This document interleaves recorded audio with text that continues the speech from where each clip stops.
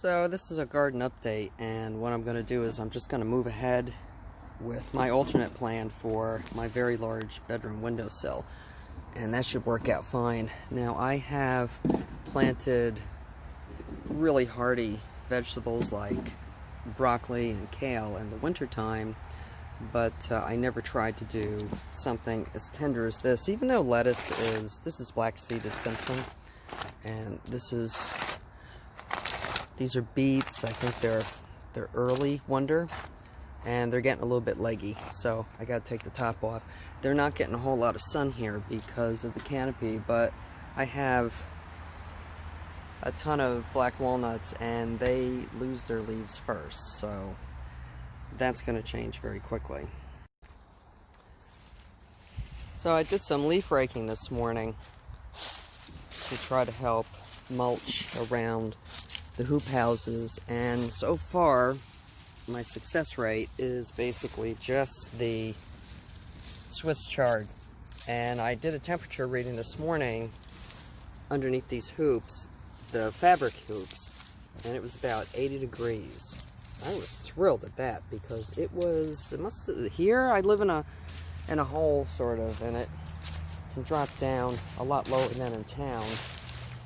And I was pretty surprised at that because last night it was probably maybe 38 degrees. And I'm not going to worry too much about the lettuce and the snail situation. I'm just going to leave what's in there on its own and just see what happens. Not going to worry about it too much. Swiss chard is fine with me. I love it. I'll eat that. And the beans are still flowering under here. Same temperature under here, about 80 degrees. Well, not right at this moment because I picked it up, but it's holding everything seems to be holding its own. I'm going to try to push everything right through Thanksgiving if I possibly can. I'll have to change these fabric covers to the plastic ones back here.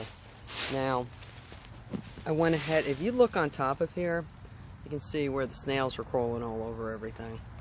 And over there, at the base of that house, at the foundation, is where the snails are coming out. And I bought 2 containers of cheap salt, and any salt will do, and I sprinkled it, well, poured it in a line all over the place, and then it rained. So I have to go back to the store and get some more and see if I can stop that from happening. These are not just the regular garden snails. These are those English ones, the really long spotted ones. I'm not sure what their names are, but they brought them from England to take care of the tent caterpillars years ago.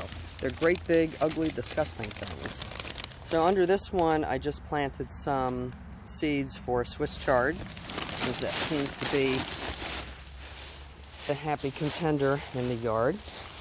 And I'm letting some air in here to the radish, which are not doing so well because, once again, snails.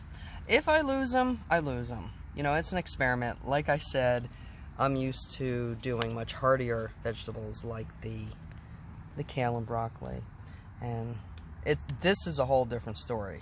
So I'll just see what I can do. And if these make it, then they make it. And if they don't, well, I can always fall back on the Swiss chard. So I'm pretty happy with that. And this stick is here just to let some air in there because it was getting a little bit too hot. The peppers are pretty happy. They're not doing too badly. They might grow a little bit more if we get some warm days. Man, what's going on with this guy? No flowers or anything. I'll probably just have to pull him out. I hate doing that.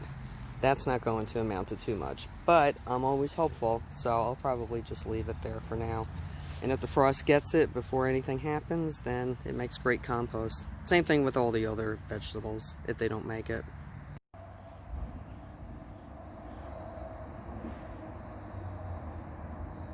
My 2 cousinettes here just took some fencing to make smaller, more manageable compost piles. And look at the difference. The layers there. It really does work. I've had some commercial type bins to put clippings and such in, but Nothing works like my little fence composters. Still have a few tomatoes. There's Abraham Lincoln, looking cute and pretty. Those are delicious. Some pumpkins that were a little bit late. I'll just leave those there. The animals will make use of it. And then when they rot, most of the time they usually reseed themselves in the spring. I always get lucky that way. I love the happy accidents. Orchids are blooming. Aren't they lovely? These will bloom right through the frost. Sometimes a little bit longer. It's a really tough plant. They're called spotted lily or spotted turtle lily. I'd have to double check on that, but they're the last ones to go. I'm set up for lunch. I started a fire early this morning because my paper shredder broke, so I burn everything, and so that's going to be my lunch spot. But before I do that, I have to go back behind the barn, and what you see here are shade houses for lettuces. And what these do is, gotta put my glasses on. Always have to put my glasses on. What these do is they help extend the season for the you know, the lettuces and such that don't like the hot sun of the summer. So I can get rows of lettuce to grow under these right through the heat of July. And then at some point, about mid-July, they just succumb to the heat. It just becomes too much stress for them. So what I'm doing here is, this is craft wire.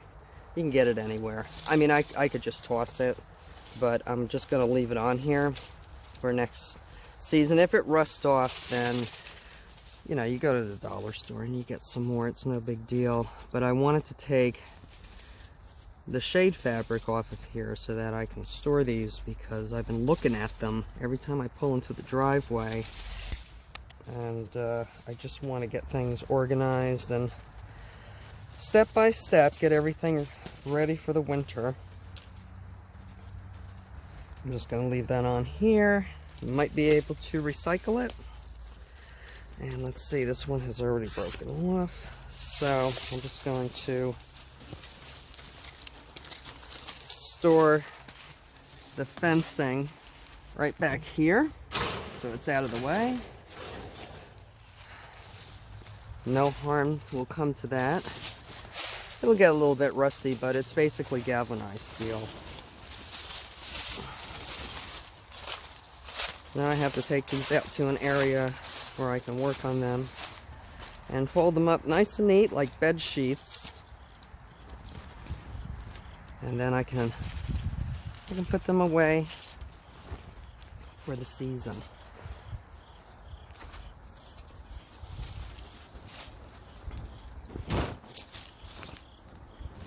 Geez, this is worse than a fitted sheet. Keep the leaves off of them because you don't want any rot in there.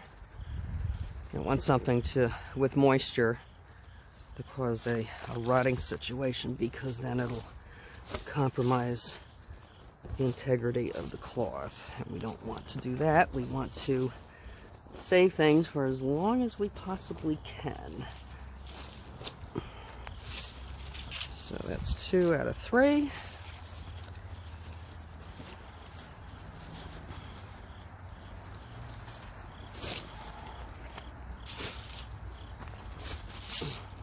Come on, you cooperate with me. There we go. And I don't have the key to the barn. So what I'll just do is make this a nice pile. Put it by the door so that I don't forget. Grab a rock. And they won't blow away. And that's that.